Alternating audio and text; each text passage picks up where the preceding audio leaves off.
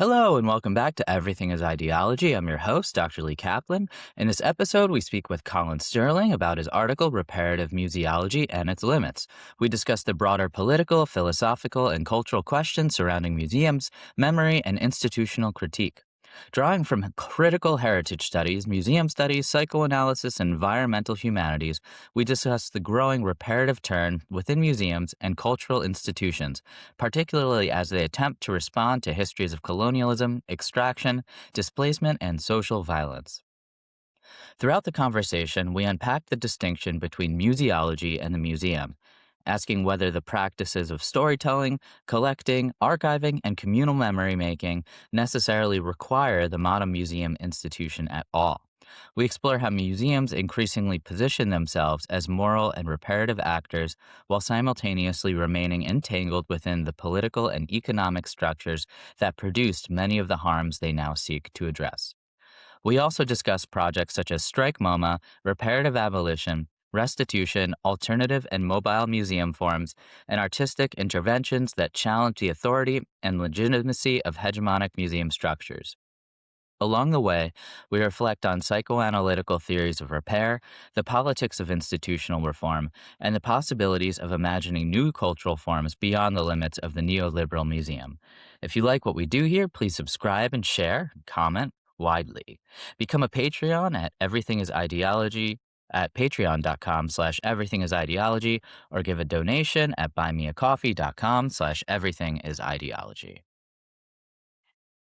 Hello, everyone, and welcome back to Everything is Ideology. I'm your host, Dr. Lee Kaplan. Today, I'm joined by Dr. Colin Sterling, who's an interdisciplinary researcher, writer, and educator working at the intersection of critical heritage studies, museum studies, artistic research, and environmental humanities. He's currently an assistant professor of heritage, museum, and environment at the University of Amsterdam, and previously served as postdoctoral researcher and UKRI Early Career Leadership Fellow at the University College London. Sterling earned his MA and PhD from UCL Institute of Archaeology and his BA from the University of Manchester. His research focuses on critical and creative approaches to heritage, memory, and museums, which is exactly what we'll be discussing today. So thank you so much for being here and sort of taking the time to figure out when we could be here as well. These sort of like different continental kind of interviews and conversations are sometimes a little bit hard to kind of figure out. So I'm really happy we figured out the time zone No stuff. worries. Thank you so much for the invitation. Looking forward to the conversation. Of course. I read through your piece about 2 times now, maybe 3-ish. A lot of things really stuck out to me as incredibly essential for thinking, not just this moment, but it's a continual moment of sort of what is the point of various institutions and the ways in which their own sort of logics. And it seems like this happened with so many different institutional projects. Like in the 60s and 70s, the question of what is the role of the institution in terms of sort of like it being both the thing that continually is an oppressive force and an obstacle towards more liberatory practices and sort of worlds. And at the same time, what could it do to sort of like reform itself within that? So there's a lot of different tensions at play. So the museum plays a particular role in this sort of stuff because it's a very obvious space of primitive accumulation, Mhm. which sort of made imperial projects available, and it's a very clear manifestation of power and accumulation of objects and fetishization of objects, separating them from their social and cultural and contextual spaces and stuff. But at the same time, they're trying to position themselves as sort of bastions of morality and heroism and stuff like this in a new sort of way. Like museums have figured out how to reconfigure themselves in light of a neoliberal turn to what you call the reparative turn. So I was wondering if you could talk a little bit basically about just sort of what museum and museology studies are, um, and then just give us sort of an introduction to the field, and then we'll take it away and move more deeper into sort of your specific arguments.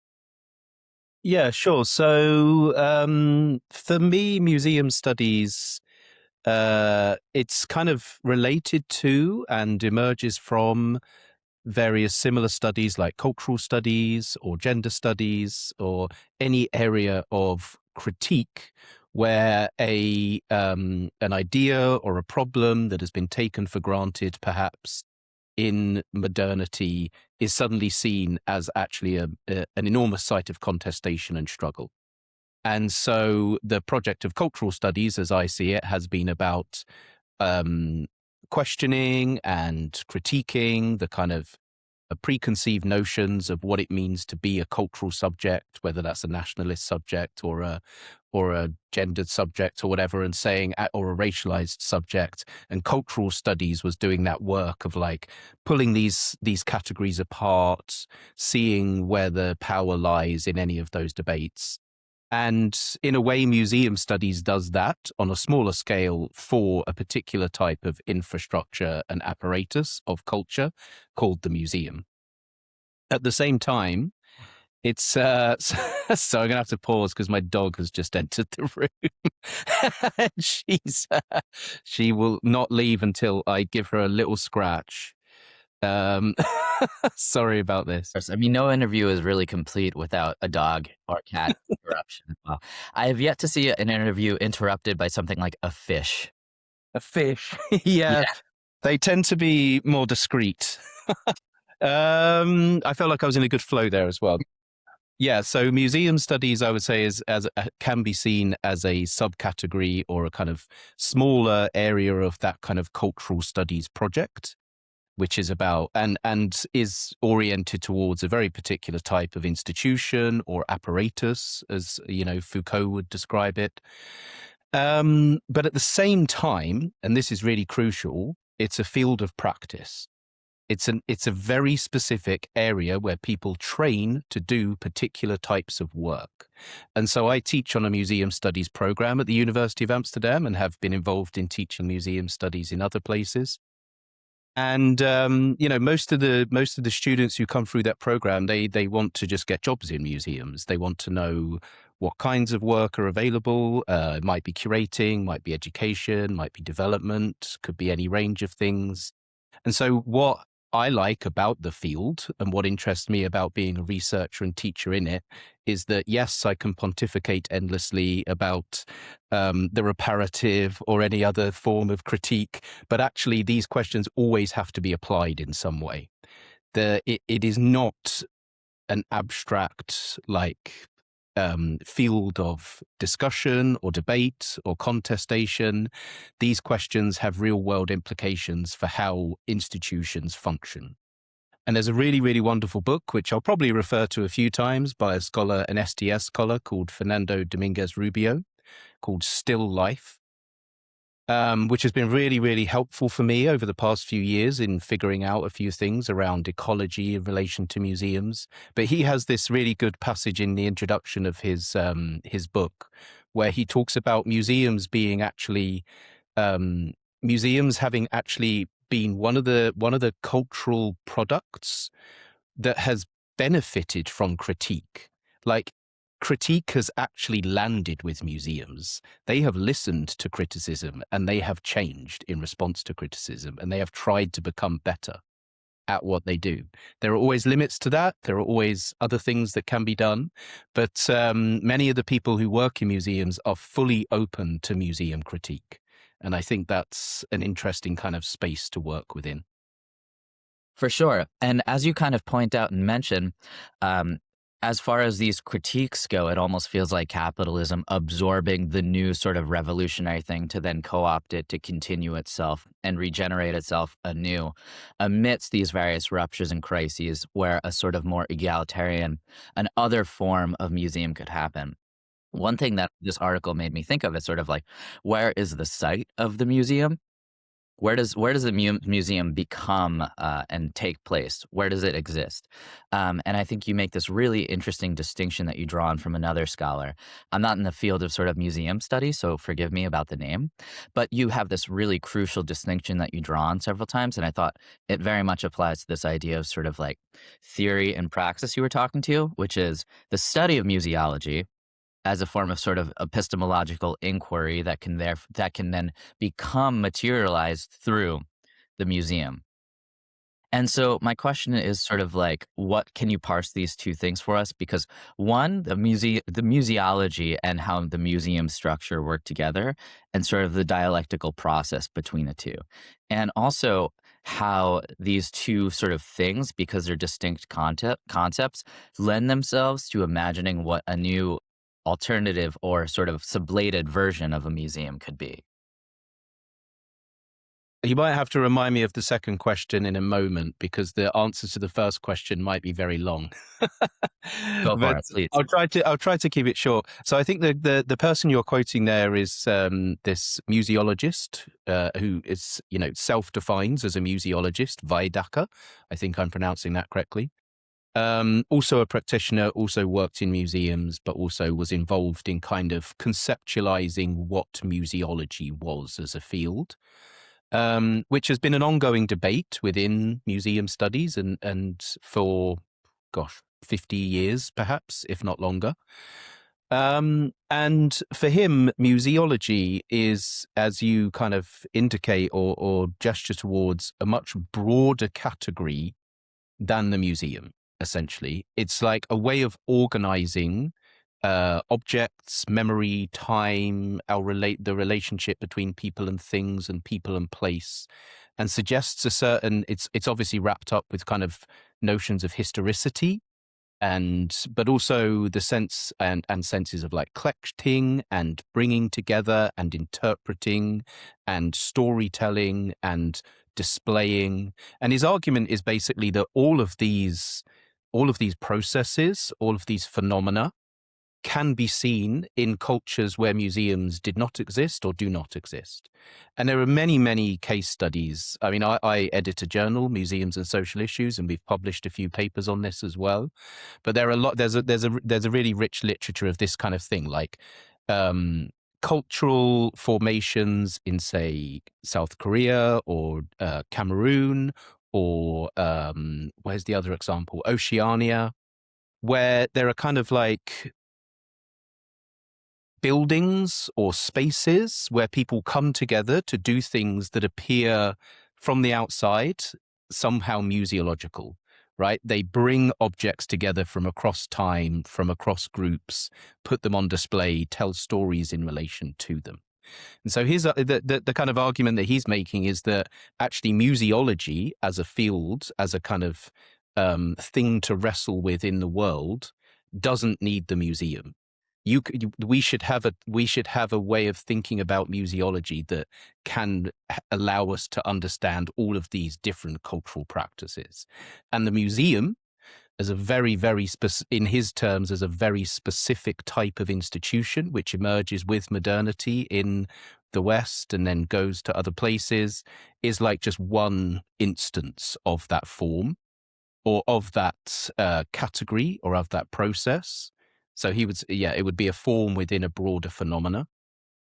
And then he says, so actually we can totally imagine museology without the museum.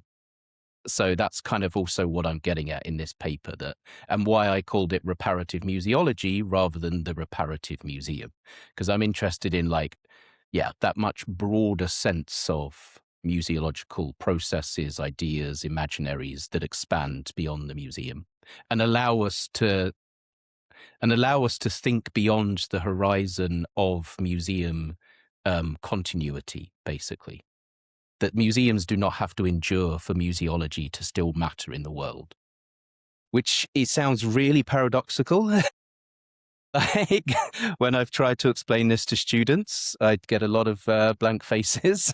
But I think to me it helped. To me, it really helps me to understand, why institutional critique has so many limitations, why reform is never going to get to where a lot of more progressive radical thinkers want to get to with these kinds of spaces, but that we can also still engage with a whole broad range of really, really rich, fascinating, necessary, urgent forms of storytelling, display, collecting. I'm not against those things necessarily. So now, as I said, you're going to have to remind me of the second part of your question. Yeah, so I was kind of curious about what this looks like as a result of these kind of limitations and what to do. But I think we could work up to that point. Okay. 'Cause there's a few other things I think I would like to ask about this, just kind of like to ground ourselves and orient ourselves to sort of museological thought. in different ways. This has been incredibly helpful. For me, it reminds me of bridging the sort of social and aesthetic and putting those two things together. Like in jazz studies, it's a question of like, Miles Davis called some forms of jazz museumified and Oh, sort of right. like kind of relics and stuff like this. So there's museological thought within aesthetic practices and processes. In fact, I think of some sort of kind of quote unquote like canned performances or some forms of performativity can be more akin to sort of a museum performance. Um, as a result of this, what the museological studies does is it keeps them alive. It keeps the museum as a place to continually go to and reflect upon. And perhaps we could also then talk about the kind of political productivity or the radical potentiality of the museum, because the museum acts as a node in which many of these various sort of forms of human social behaviors and conscripts become manifested, as you were saying. So it's sort of museological is this stuff that like humans do. And it's like a bunch of different stuff that humans do, like archiving, storytelling, practicing, going, socializing. And the museum is the place in which this is sort of organized in some capacity as a result of like a historical conjecture. And as a result of this, it offers an incredibly sort of radical space to kind of critique upon like stuff that we do regularly, it seems like in some ways. And it also obviously like the ways in which you walk through a museum and look at stuff also orders kind of our the aesthetic regimes at a time. So it offers like a very rich space of dialogue, regardless of one's sort of like political stance. It's like something you kind of have to reckon with either way. And so, towards that, gesturing towards that, would you mind talking a little bit about some of the examples that you use and what you're trying to show about the reparative turn and its undergirding sort of logics and limitations? Yeah, sure. Most of my research, most of my kind of writing and research responds to just kind of responds to things that I'm encountering when I visit cultural spaces or, go to cultural events or listen to talks. And I do have a tendency with my research to try to draw out common threads across those. So rather than like delve into case studies in enormous depth, I tend to try and kind of like synthesize, see the contradictions, look at multiple case studies, and try to then see like, yeah, where are the tensions and where are the problems emerging around this field or this concept that's clearly traveling in lots of places. And I would say repair is along with, I mean, care was obviously traveling for a long time and moving through a lot of different cultural spaces and projects. And I would say repair has joined it, if not overtaken it, as the kind of like overarching moral cause for many cultural projects and institutions at the moment. It's like everywhere. I have two PhD students who are looking at different aspects of repair, and they would be able to do a much better mapping of this field than I would. But so yeah, I was kind of noticing this, and I've been noticing it in relation this question of like the reparative in lots of different aspects of not just museum work, but way more broadly. Like it's a question in, I don't know, cultural geography, probably in music studies, probably in anthropology. It's a massive question. In political theory, I think it's an emerging question as well, or at least concepts that people are trying to wrestle with. And the place where I actually first came across it, just to give you a very brief genealogy, was in relation to geoengineering. So, like the repair of the atmosphere as a kind of project of geoengineering and climate engineering. And I was trying to develop a project around how heritage institutions engage with that. That never got funding, but that's where my journey through repair actually began. And then within the museum world, it has aligned. It has kind of manifested in so many different ways, and so it's clearly closely connected to processes of restitution and object return and repatriation or rematriation, as many people now prefer to say. It's connected also to very material practices of conservation and object repair. There's a really, expanding literature on the labor of those kind of processes within conservation studios and what's happening and how that we might theorize that differently. And it's also then a massive, massive question within kind of curatorial imaginaries and engaging with communities and bridging worlds and trying to create new narratives that imagine new structures that somehow repair the violence of typically colonialism and capitalist modernity. Like those tend to be the things that are seen as the ruptures that need to be repaired. And so the case studies then that I could have written about like dozens, right? So I had to be a bit selective then, given the breadth of what I was seeing out there in this space. And others have written about this as well, which I tried to do justice in the citations in the paper to all of that work.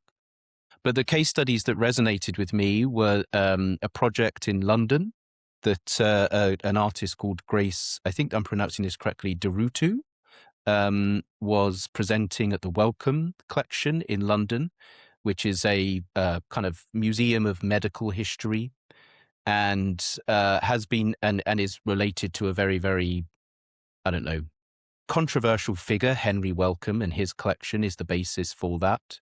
But they also do like really, really fascinating exhibition programs and work around well-being and stuff like that. And so she had this installation, the artist, Grace Derutu, had this installation called Healing the Museum, part of a much longer project about thinking through that subject. And it was basically just two tapestries hanging in a sanctuary-like space. One called Repair, one called Restitution. And I was like really drawn to this, and I found it a very moving experience, but also immediately raised so many questions about like, what does it mean for a place like the Wellcome to do this? There is a material transformation because they've used bits of exhibition from the old exhibition, which was telling really, really some of the ways that it told its story was highly problematic. And so now they've repurposed that actual materiality for this other space. The tapestries were kind of remediations of historic photographs that were seen as particularly violent depictions of how Western curators held ethnographic objects. So there are like so many different layers of repair going on here that I thought it was a really, really good point to start from. And then from there, I have a few kind of smaller case studies. So the work of Kader Attia, who's a really prominent artist working on repair, has been, a lot of people have written about his work, so I didn't want to kind of go over that material too much. And then an exhibition in Amsterdam, really at the Amsterdam Museum, so I now live in Amsterdam. And this exhibition was about this object called the Golden Coach, which is exactly what it sounds like. It's a golden coach, created in, I think, the late 19th century, if not early 20th century, and is seen as like a real icon of Dutch colonialism. It is dripping in gold and has all of this iconography of the colonies bringing wealth and prosperity to the Dutch queen, I think it was at the time. And so it's seen as this really, really, symbolic of a very, very particular type of Dutch hegemony and colonial power. And lots of people, and it had a huge restoration campaign a few years ago. So an enormous investment. They restored this coach to be used in ceremonies. And the Amsterdam Museum put the coach on display after it had been restored, and then but then created this whole massive exhibition around it, bringing in lots of different voices and communities affected by the different, the symbolism of this object, to bring in, counter narratives and critique and to think about what should happen to something like this. So I thought that was a very good example, again, of like material repair combined with community engagement, but was still like a real revealed for me quite strongly the limitations of what it means for a museum to do that work. So that became a kind of pivotal moment in the argument that I was trying to build. And then the third kind of big case study is the Strike MoMA movement, which I was, just observing from afar, really, and finding extremely interesting in the way that it was using the language of repair and abolition at the same time. And I found that contradiction extremely generative, but also, confusing at first. And then as I worked through it, generative. And perhaps we can dig into that a little bit more later. Yeah, no, that's great. I guess we could move on to some of that material, I Mhm. guess, really quickly, specifically the Strike MoMA stuff, because it resolves a lot of what seems to sort of be contradictions in terms. It sort of like transmutes and then imagines reparative gestures in an abolitionist sense, which means recreation and recreating the museum in a different way, something that museological studies already can think through, Mm, has the conceptual tools to think through, as we discussed. Um, but I guess the question is sort of like we could get to understand the contradiction limitations. It makes it very clear when you sort of look at why the museum would want to focus on something like repair. mm, And also, there seems to be something of a tension between sort of like the museum functioning as a sort of moral arbiter and sort of a sense of moral superiority, which reproduces the same power dynamic that led to this imperial asymmetry that the museum is now responding to. So I was wondering if you could talk a little bit about why museums would be focused on repair and some of the issues that come up as a result specifically of the museum becoming the arbiter or the space in which repair occurs. mm. I think the answer rather to the question of why museums would be interested in repair is kind of simple in a way, in the sense that the brokenness of so many things is so very, very apparent. And so museums are always looking to, well, not always, but certainly more recently, looking to position themselves as mediators between social kind of concerns and problems and actors within economic and social debates. And so the brokenness of society and the environment and certain relations is just something that artists and curators and other museum professionals want to be working towards, right? And I wouldn't question that logic. I think that's a very kind of deep thing to actually be reckoning with, to understand the scale of brokenness of many parts of social and cultural worlds across so many different parts of the planet. It's what I would say that most of my research and teaching is trying to acknowledge and reckon with and work through in different ways. So I'm also part of that project. But it's like, but I also feel museums are like constantly, and I struggle. I'm saying museums very generally there, but I'm also always suspicious of talking about museums in the general like that, because there are now what, the 100,000 around the world, perhaps. They cover every single aspect of the ways that humans have organized themselves. There are highly, highly authoritarian fascist museum spaces and institutions. And there are others that are like dedicated to queer emancipation and liberation and all sorts of things. And everything in between is now framed or has got a museum that tries to do something in relation to that kind of social phenomenon. So when I talk about museums generally, I think we always need to like ask, well, yeah, what scale of museum are we talking about? What kinds of actors are behind those museums? What kind of political economy are they emerging from and feeding back into? And so, but what's clearly happening now, much more with increasing significance, is the turn towards just a very broad sense that repair is a moral mantra, that like that should be a moral purpose for cultural spaces that have benefited from the things that have caused violence or caused the ruptures, especially colonialism. And so that's then where the kind of like the limitations of that just become so acute, right? Because then we're talking about institutions and spaces holding themselves up as bastions of repair that have tens of or hundreds of thousands of objects that have been stolen and looted. And I mean, I don't even think it's worth kind of sketch. You don't have to be an academic to understand where the problems might lie in that. Yeah, of course. And it also brings up, I mean, this idea of the museum is wonderful considering it could also be a social space we traverse. My home is quite the museum as well, not because it has art in it, but because it's something I walk through and it helps order thinking. And I know this room is for that, et cetera, et cetera. Yeah.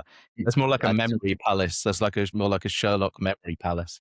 yeah, exactly, exactly. If only I had that memory as well, Yeah. or a palace, really. Either would be wonderful. Um, But I think qualifying the type of museum we're speaking of is here is great. I think maybe the term like hegemonic museum or sort of Eurocentric museum might sort of strike as a useful way of sort of qualifying the specific kind of social museum conditions we're discussing. Mm, And it's interesting, like what gets repaired and why things get repaired as well, seem to be a part of it. So you sort of discuss how repair, also different kind of theorists and artists think about repair in different ways. It's not just like one monolithic thing. Repair can mean sort of getting rid of contradictions and forgetting the past, which actually in this term, repair then could be a sort of forgetfulness that leads to re-traumatization, that leads to erasure, that leads to colonial whitewashing. mhm, And then at times it just means the reconstitution and refabrication of something that perpetuated these harms in the first place. And also, interestingly, the instance of the gold coach, what gets repaired and why also seems to be something of a really big, important question as well. Because redoing a 19th century object instead of sort of like giving back materials to different places and like thinking about what land back or something like that would mean for these communities, like there's real limitations. So it's sort of like the institution in a way is policing what reparative acts mean and look like, and not all institutions as you get to or gesture towards these other forms of museums that are even like pop-up museums that happen in like forests and different stuff like this. So I was wondering if you could talk about what the different types of repair look like for different theorists and for different artists. Yeah, sure. I mean, in this, I should say this article took me quite a long time to write. Not just because I've got a lot of teaching responsibilities and other administrative things going on, but also because I genuinely just kept discovering another pathway of, I think, repair, and thinking, no, this actually to fully understand what is happening in the museological world, you know, I had started in a kind of aesthetic sense of repair, that quite materialist conservation studies approach. Then thinking about people, as I said, who have written around like the labor dimensions of that and who actually does the work of repair as being a crucial question, combined with this very obvious sense of like restitution and return as reparative practices, and like thinking across those. And but then I quickly realized, oh, actually, there's this whole kind of like branch of psychoanalysis that I'm not familiar with that is absolutely essential to really understand, I think, the deeper impulses of the museum as a reparative space, like and this is where I drew on this really wonderful text by an I think early career scholar called Nicole Ritchie on manic reparation, Ritchie is responding to Melanie Klein's model of manic reparation. And I was like, when I read that, I was like, oh wow, this actually like clarifies a lot of the like strange, peculiar ways in which material practices of repair and these big symbolic acts of repair that involve politicians and others like traveling around the world to return objects, that they all have this kind of manic sense to them in a strange way, that they're all kind of like this, yeah, just constant churn of like, we need to make things better. We need to make things better. We need to like reform and improve this situation, but never actually, but always returning to the self as the object that has to do that reparative work. And the self here so in a psychoanalytical sense, it would be like, one's sense of embodied self. In the museum sense, it would be like, well, the institution should be doing this work, whether that's material, symbolic, or other forms of repair. And then, then it becomes like a very circular thing, a very circular logic of continuity that never actually allows for a more fundamental questioning of the structures that underlie the ruptures that have been happening for decades, if not centuries. Yeah, no, that's great. Thank you so much for That going. stayed at quite an abstract level. Do you want a more precise example? No, that's actually great. That's I have a different series of questions sort of on psychoanalytical stuff. I didn't Yeah. know if you wanted to dig into that precisely for the. I'm not an expert at all, but I do find it fascinating. I have a reading group next week where we're going over some of this material, but I haven't read the text yet. Yeah. That's great. I feel like creating a reading group is really half of the work there Yeah, as well. exactly. Really finding the people is part of it. Exactly. Yeah. I find that a lot of sort of reparative work in some way by artists from the global south is sort of about being involved in the discomfortability of it and the historical, like just witnessing the history and what can't be repaired. And so this manic sense of sort of giving stuff away strikes me as a way of sort of getting rid of the uncomfortable feeling as quickly as possible to sort of reimagine or kind of look at the museum as a space of like sort of like look what we did. It's sort of this like grandiose gestures that could occur, rather than just being okay with living in the uncomfortability of what happened, sort of thing. So in a way it could act as a space of sort of like washing away rather than thinking or reflecting on, like, as like acting is necessary but reflecting is too, and being within that uncomfortable space is part of what sort of the effective labor of repair demands from a lot of work from like global south.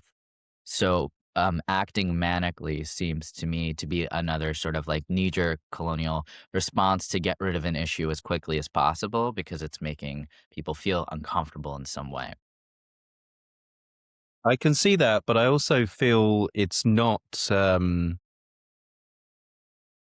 It's a coping mechanism. Right? I suppose that's what you're saying, right? It's a coping mechanism for this sense, but it's so. I don't want to say performative because there is a really material significance to a lot of these acts. So it's not simply performative, and it involves so many different actors and is so complex in many situations. Talking here about object return in particular, and so I would not want to dismiss that as like, oh, that's just a symbolic thing, and now you've done, and that just gets rid of all of the violence that you've committed. I think it's a really serious undertaking, and it's a huge task for so many different people. But it is like when you think about I mean, just basic numbers of objects, right? And the knowledge that has acquired that is not there about those objects. And this sense of like how much is simply unknown about so many things in museum collections. And then how much the care for those collections has actually created conditions that mean return is never really possible. And there's quite a lot of interesting work at the moment about like the use of toxic chemicals in conservation practices in the 50s, 60s, 70s. That means that you can't actually handle some of these objects. So there's like all of these kind of nested cumulative problems that now somehow extremely underfunded institutions are being asked to, or in fact are, putting themselves in the place of somehow repairing. And it's just, it's not a recipe for disaster necessarily, but it's a recipe for endless challenges, let's say. No, that's great. I think it's a wonderful reminder because what might seem like an easy performative gesture might actually be a quite meaningful experience to those displaced and marginalized, et cetera, et cetera. It could be culminations of years of work. So that's an Exactly. excellent reminder. Thank you for that. I also really like the idea you brought up that museums can also be spaces of shrines of things like we can't know. Like, I think that's wonderful, sort of like a testament to sort of like the unknowability, the total unknowability of an object, and also the desire to know. And the desire to know actually gets into the sort of psychoanalytic realm that we were discussing earlier. So you sort of mentioned Kleinian notions of Kleinian repair as Mhm. as as it seems to be called in the literature. So would you mind talking a little bit about sort of Kleinian repair and psychoanalysis? And then you also touch on kind of queer theory and how these all intersect in notions of what the institution can be and can repair. Yeah, I'm not an expert on this particular strand of this at all. This is certainly like the area of the literature that would love to understand more, and I think actually people in the museum world would benefit from reading more of, although it's pretty complex stuff. My understanding of the Kleinian repair is that is through a kind of secondary reading of David Eng in particular and Caroline Laubendner, I think. I'm not sure if I'm pronouncing that correctly. And they're kind of like looking back on Klein and saying, well, she was doing psychoanalysis of broken kind of subjects and persons at a particular moment when modernity was so fundamentally called into question that the kind of broken that it was also simultaneously a project of repairing modernity and the modern subject at once in some sense. That's kind of my very broad understanding of it, and that because of and by that I mean like the First and Second World Wars and just all of the huge senses of like the promise of modernity and progress is so obviously uh, broken and no longer holds true. That sense of repair cannot kind of latch on, cannot actually be workable. And then that then gets picked up by Eve Sedgwick in, I think, writing in the 90s or early 2000s, and then becomes actually a kind of the reparative reading of that comes out through Sedgwick's work, as I interpret it, is a response to what Sedgwick describes as paranoid reading. Paranoid reading being this kind of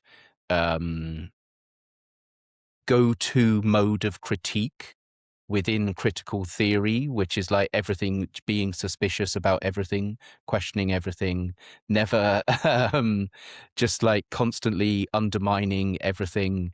And reparative reading then is a kind of response to that and says, actually, no, we need to find hope even in the most violent situations.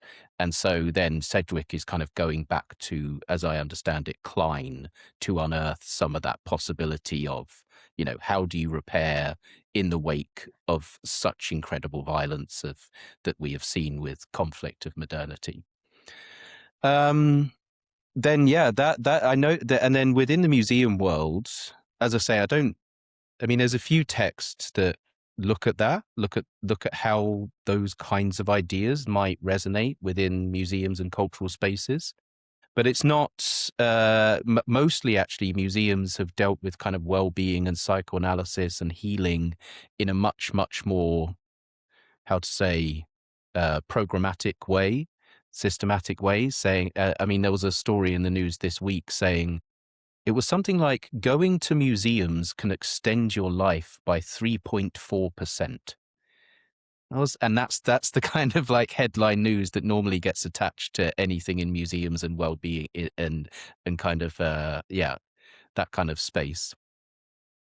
And I think that's also kind of an example of how museums then see themselves as reparative in a way. You know, it's like repairing the health of the nation or the body politic or whatever. And so yeah, I'm still if I'm gonna like continue down this path, I wanna dig much more into that side of it because I think there's a huge seam of literature there that can help to explain a lot of what's happening now.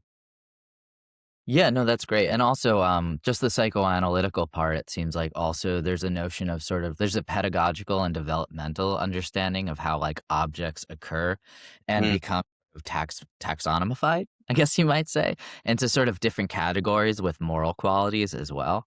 yeah, And so how some objects become good, some objects become bad, and this becomes the world of objects and separation from the self, and thus speaks this fundamental alienation as well.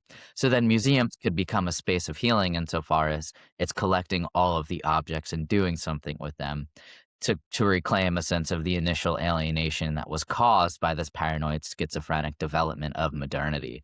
yeah. So there seems to be this like sort of developmental understanding of it, which to me also brings to mind sort of John Dewey's like Mm, aesthetic notion of basically art and phenomenology and developmental experience coming together in this way that like everything is phenomenological and everything phenomenological is artistic.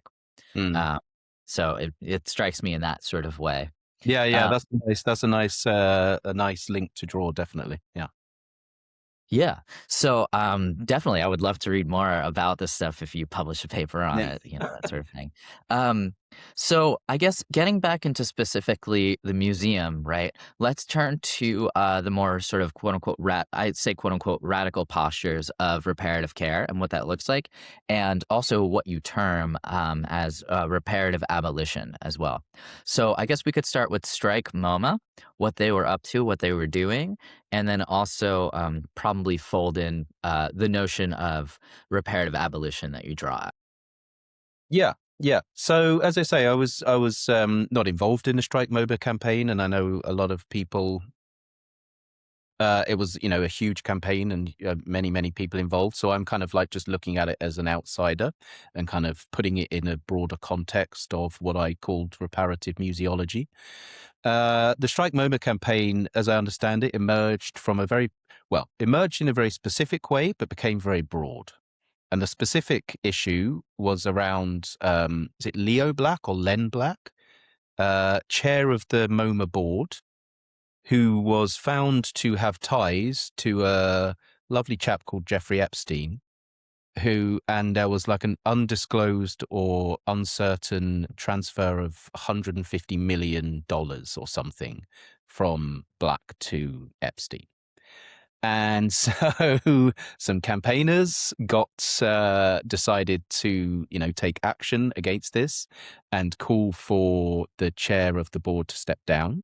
But then they said, well, actually, the problem is not him, right? It's not one board member. It's a much, much broader set of problems that the Museum of Modern Art just embodies and symbolizes in a very profound way, and that actually we should be questioning and critiquing the apparatus of the Modern Art Museum as a whole. And then that kind of like campaign against removing one board member just became this much, much broader campaign against what that symbolized within a city like New York, and then because of the centrality of New York within global art space, then a much, much broader questioning. And so it became, yeah, really, really big thing. And I know lots of people in the UK and Europe were following it as well.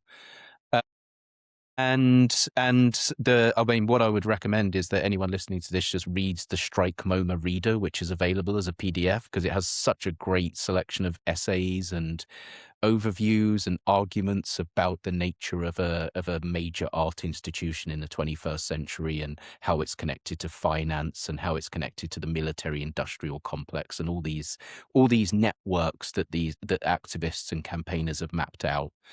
It's just absolutely fascinating. as an example of like what a museum of that scale is actually connected to.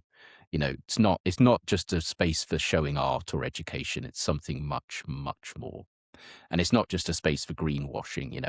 It's so deeply entangled with so many of the things that we want to call into question as any kind of radical reimagining of the world. So then the campaign really, then this sense of like abolition was obviously like central to that. Like, we can't just stop at changing the board or having a different type of exhibition. The museum needs to be abolished to be able to get to something better, to be able to. Or then the reparative part of it becomes to return to something better.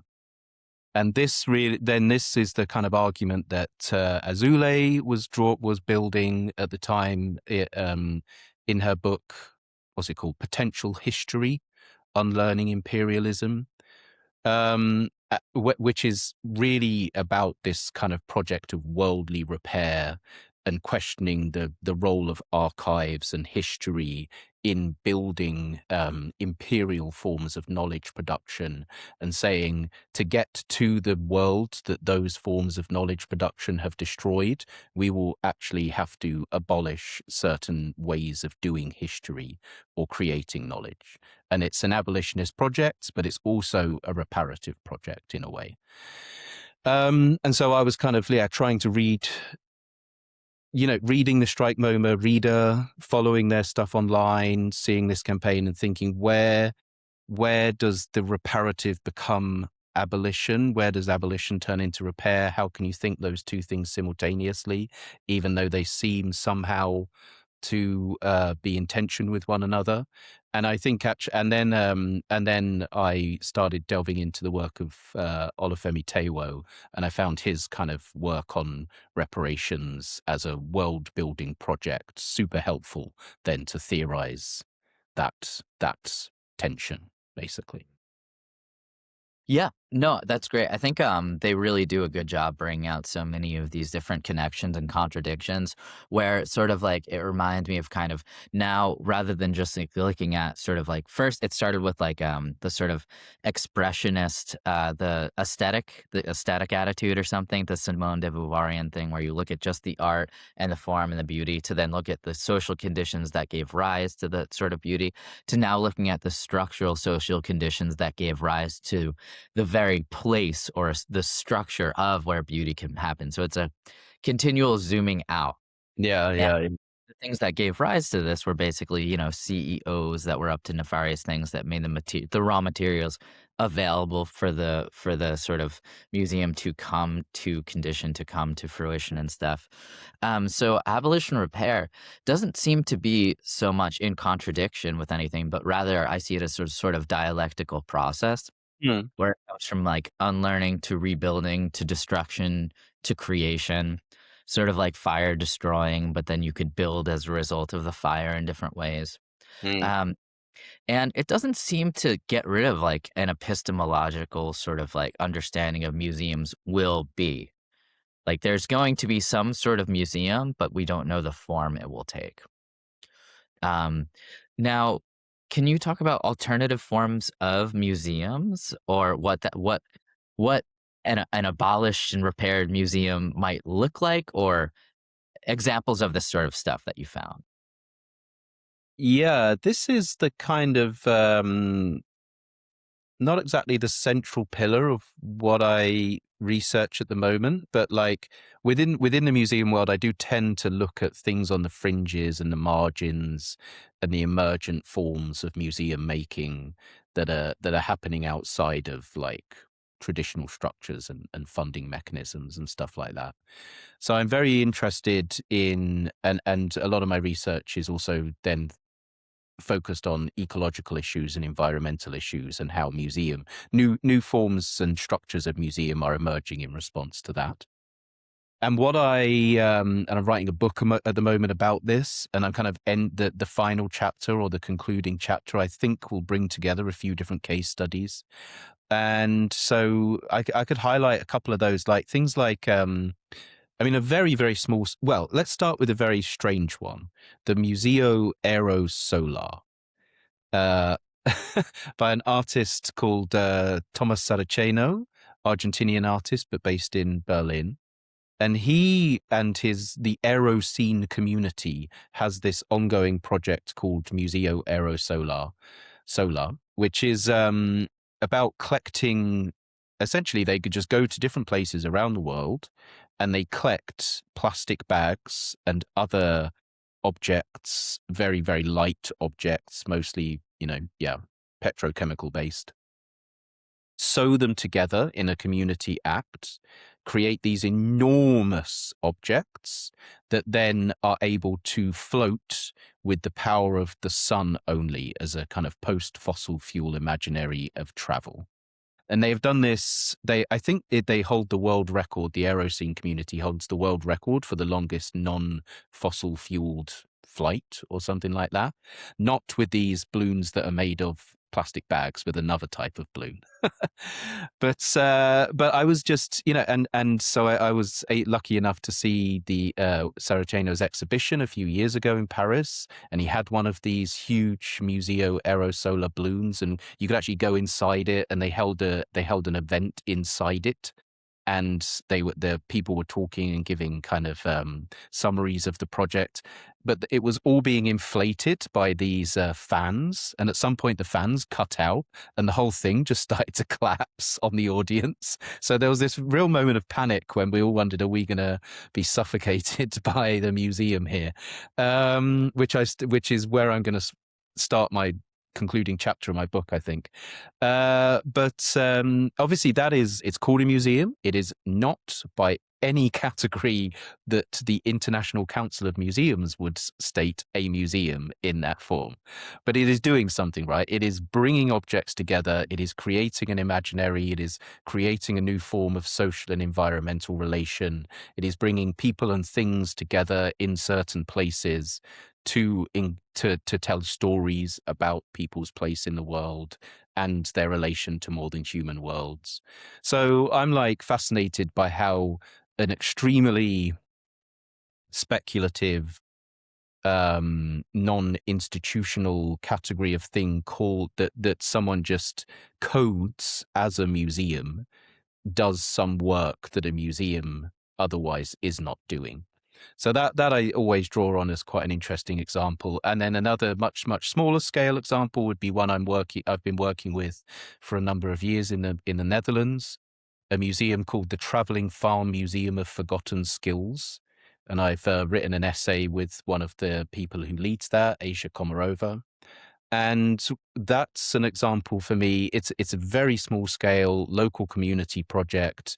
A group of artists moved into this new development out on the outskirts of a town called Utrecht in the Netherlands, and they felt that there was no connection to land in their new place of living. And so they created this initiative that they called the Traveling Farm Museum to basically go around to agricultural workers who had been displaced by this new development, to collect stories, to understand how their relationship to the land had shifted, to speak with community members who had moved in about their relationship to the land. And it's this kind of literally traveling mobile thing that is about storytelling and place and community, and has no static space necessarily, but still is a gathering mechanism. It's a mechanism of cultural production and memory, memorialization, but in a completely different form to a typical museum. So yeah, that's how I kind of think about these at the moment. What does it mean to code something as museum? What does that museum coded do to cultural work today? That's great. And very clearly, you could see the concept of museology and museum kind of in tension and in conflict, continually Mm. rearranging themselves into different configurations. And sometimes it's done rather purposefully as well. To sort of subversively hint at the museum, or sort of make fun of this, perhaps the sort of stuffy associations with the museum, to make it for a different. But either way, it's museum is stuff people do, and it Mm. seems like in general in community in some way. And as you kind of gesture towards like the political economic factors create what type of community or conditions that one might be. Specifically, be in this article, we're largely talking about neoliberal configurations of the museum and the limitations of what it's trying to do to sort of like remain a centerfold within kind of like culture in some way. Mm. And there's one example that I thought was really interesting. All these examples were interesting, the piece you brought up, but it was specifically with the Congolese Artist Collective, where actually now, rather than the museum becoming the place of the moral arbiter of what we should do and what we shouldn't do, the Congolese Artist Collective changes the positionality of that to put them on trial in some way. I was wondering if you would mind talking about that case study. Yeah, sure. Just briefly, I mean, it's an ongoing project by this group, CATPC. I think that's the acronym, and they have been engaged in a whole series of campaigns and actions that are about questioning the Western institution of the museum in particular and its role in extracting from the forests where this particular artist group are located and trying to come up with mechanisms to reparative mechanisms that do not rely on the continuity of the institution, basically, that really question, well, yeah, we refuse your positioning as the reparative subject. We already know what needs to happen. We need to repair our forest. We need to repair our economic and social systems, and then they do a lot of kind of quite satirical and critical work around that. And then a couple of years ago in the Venice Biennale, they were the artists along with the curator Hikam Khalidi, I think his name is, who created a series of sculptures and this film work, kind of recounting and documenting a fake trial of Western museum institutions in the forests of Congo. And it's quite funny. It's like really engaging. I don't know if it's available online anywhere, but it's really a good watch. And there's a few short films that kind of address the same subject from different perspectives. But it also just for me got to that sense of like world building beyond the institution, and that process of repair might mean a kind of much more. Yeah, it has to be. Well, if it's to be meaningful, it begins from somewhere else. Perhaps that's the most fundamental thing, right? That it is enacted from elsewhere, and that it does not depend on the institutional kind of agency necessarily, and in fact, is quite dismissive of that. Yeah, well said. So I mean, also when it came with the filming and the film screening, I thought it was quite poignant that you actually pointed out that the film being screened was actually on the structure of the museum rather than on a projector to actually look at like the structural things and then reflect the realities of it rather than being mediated by a screen. And the Mm. screen is like sort of a microcosm of like the mediation of the museum itself, creating it as another arbiter of it in some way, controlling the sort of imagery in some way. Yeah, Um, it was when I encountered it, there was nothing in the kind of interpretation or the wording, the captions of any of the work talking about this. And then when I was watching it in the Dutch Pavilion in Venice, I was just thinking like this is it's really hard to watch this. Why have they made it so difficult to actually see the film? You're only seeing the reflection of you and the other audience members, and a light bulb moment. Ah, this is intentional. This is highly intentional. that's great. Yeah, you could see yourself within the reflection. It's very like on the nose sort Yeah. of stuff.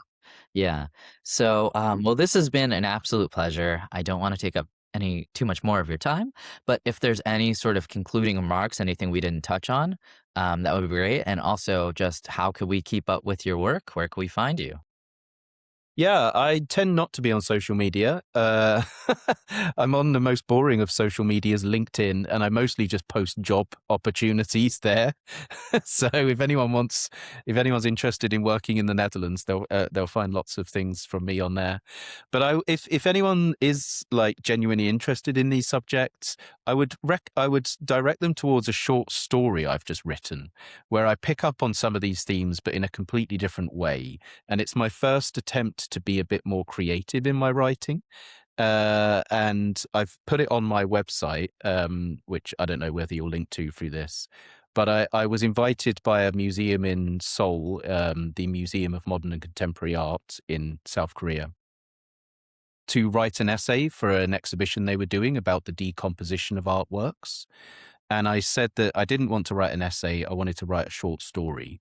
And they were like, okay, yeah, that sounds interesting. And so I wrote this short story about basically the nature of objects and what it might mean for for museums to become really, really significantly invested in the project of decaying and decomposing modernity, drawing on this idea of hospicing modernity that's been circulating a lot recently. And so I had so much fun writing that, and it's hidden in a place that I don't think many people will ever find. So I'm directing people to it. But it ends with this sense, to go back to this like dialectic between museums and museology, it ends with this particular character still loving objects and wanting to create his own museum when he gets home. And so I think that sense of like, yeah, when we talk about these things, we often also need to remember affect and desire, and just the love that people have for a lot of the things that museums are doing, even if they find museums themselves so deeply flawed. Beautiful. I definitely want to check that out. And we'll certainly attach that all in the show notes. So thank you so much. And if anyone wants to go to the Netherlands, have a job opportunity, you know where to go. So thank you so much, Doctor. This has been a pleasure. No worries. Thanks so much for the questions. Pretty tough, but great. Well, that's the way to do it. Yeah. Thank you so much. Thanks.